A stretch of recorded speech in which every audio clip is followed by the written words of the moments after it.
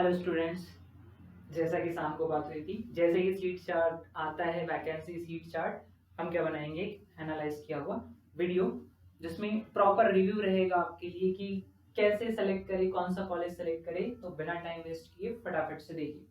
मुझे क्या है कि ओपन कैटेगरी वाली सीट पर फोकस करना होगा, है ना। मींस आप जो अप्लाई कर रहे हो बिना किसी कैटेगरी के कर रहे हो। कैटेगरी क्या होती है, जिसमें फ्रीडम फाइटर आ जाता है, किसी की फैमिली में कोई फ्रीडम फाइटर होगा उसके लिए कोटा जाएगा, है ना। कोई फिजिकल हैंडीकेप है उसके लिए कोटा लग जाता है। तो ये जो कैटेगरी होती है इनमें कट ऑफ बहुत कम जाता है, क्योंकि ऐसे रेयर केस होते हैं, है ना। हर कोई फिजिकल हैंडीकेप नहीं हो सकता, हर किसी की फैमिली में फ्रीडम फाइटर नहीं हो सकता है, इसलिए इन लोगों के कट ऑफ जो होते हैं बहुत कम जाते हैं। आप देखेंगे ओबीसी का 28 नंबर पे 29 नंबर पे सिलेक्शन हो रहा है।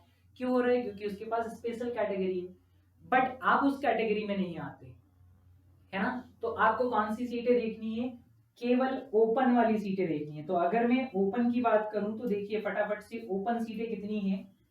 वैसे तो 176 है, गवर्नमेंट कॉलेज की बात कर रहे हैं, सारे गवर्नमेंट कॉलेज है और सारे कॉलेज में सीट बची हुई है। खास करके जो सेमी गवर्नमेंट कॉलेज होते हैं, ऑटोनोमस, जिनमें आपको हाफ फीस पेड करनी होती है, उनमें बहुत ज्यादा सीटें बची है, 20+, किसी में 31 है, 21, 23।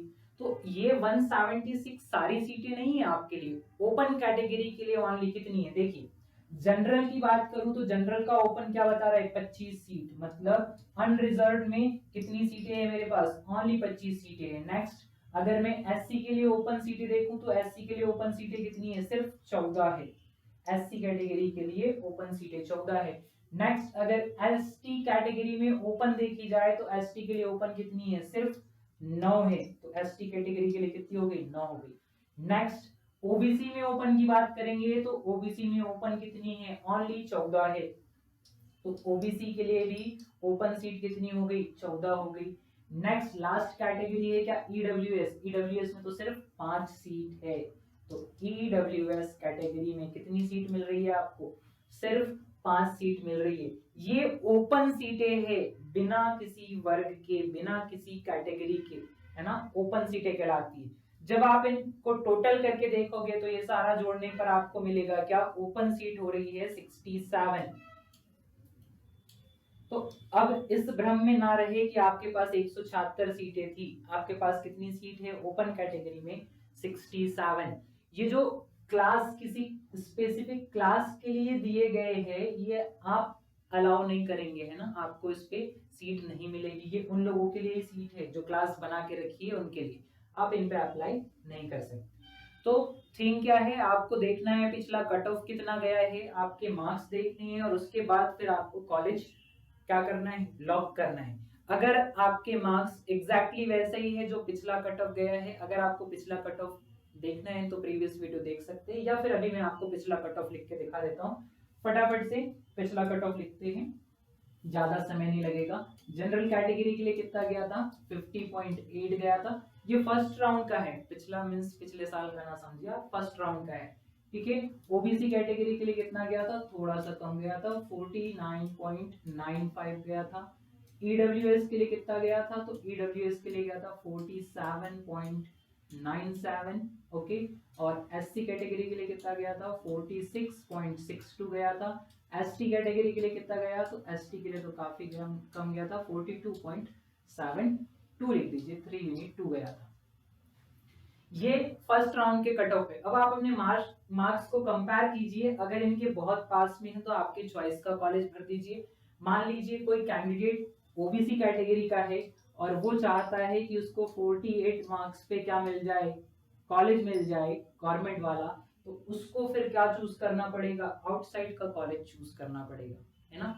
और एक सलाह है कि प्राइवेट कॉलेज को अपनी लिस्ट में ना रखें। अगर आप चाहते हैं प्राइवेट कॉलेज से नर्सिंग करना तो ही प्राइवेट कॉलेज चूज करें, अदरवाइज सिर्फ ओनली गवर्नमेंट कॉलेज चूज करना है ना। मैक्सिमम स्टूडेंट ने गलती की है कि प्राइवेट कॉलेज चूज किए हैं और प्राइवेट कॉलेज चूज करने की वजह से उनको प्राइवेट कॉलेज अलॉट हो जाते हैं। तो अगर आपको प्राइवेट से करना है तो चूज कीजिए, अदरवाइज गवर्नमेंट चूज कीजिए। आपके मार्क्स बहुत कम है कट ऑफ से, है ना, 2 नंबर 3 नंबर का फर्क है, तो आपको आउटसाइड के कॉलेज जल्दी मिलने के चांसेस होते हैं, जैसे सिवनी हो गया, है ना, ये झाबुआ हो गया, राजगढ़ हो गया, दतिया हो गया, ये आउटसाइड के कॉलेज होते हैं ना, रायसेन हो गया है, विदिशा है, ये थोड़े आउटसाइड के कॉलेज है, देवास, ऐसे कॉलेज कम चूज किए जाते हैं मेन सिटी को छोड़कर। बाकी आप जानते हैं वैकेंसी ज्यादा है तो वैकेंसी के अकॉर्डिंग फिर सेलेक्ट कर दीजिए, है ना। वैकेंसी किन में ज्यादा है, जो सेमी गवर्नमेंट है, जिनमें को हाफ फीस भरनी पड़ती है, इन कॉलेज को पहले सेलेक्ट कर दीजिए, है ना। तो मेरिट लिस्ट देखिए, उसमें अपना नाम देखिए कितने नीचे है, आपके ऊपर ओबीसी के कितने कैंडिडेट है, आपके ऊपर एससी के कितने कैंडिडेट है। खास करके जनरल वाले बच्चों के लिए जनरल की सीटें इन सारी कैटेगरी के लिए ओपन होती है, आप समझिए। जनरल मतलब 25 की 25 जनरल के लिए नहीं है। अगर आपसे ज्यादा नंबर लाता है कोई ओबीसी, एससी या एसटी कैटेगरी का, तो वो भी जनरल में काउंट किया जाता है। तो प्रॉपर एनालाइज कीजिए, आपके पास 2 दिन है ना, आज का दिन और कल का दिन, 2 दिन चॉइस लॉकिंग चलेगी। इसके बाद 28 तारीख को आ जाएगा रिजल्ट, और फिर 29 और 30 तारीख में आपको करने पड़ेंगे एडमिशन। तो थोड़ा सोचिए समझिए और चॉइस लॉक कर दीजिए। हालांकि आपके मार्क्स कम हैं, आपने रजिस्ट्रेशन कराया, फिर भी आपको चॉइस लॉक कर देना चाहिए, क्योंकि चॉइस लॉक करने के ज्यादा पैसे लगते नहीं है, 30-40 रुपए कुछ लगेगा, है ना, इजी हो जाएगा। आई होप इन्फॉर्मेशन काम आएगी। थोड़ा देखिए, सोचिए और फटाफट से चॉइस लॉक कर दीजिए। Thank you so much.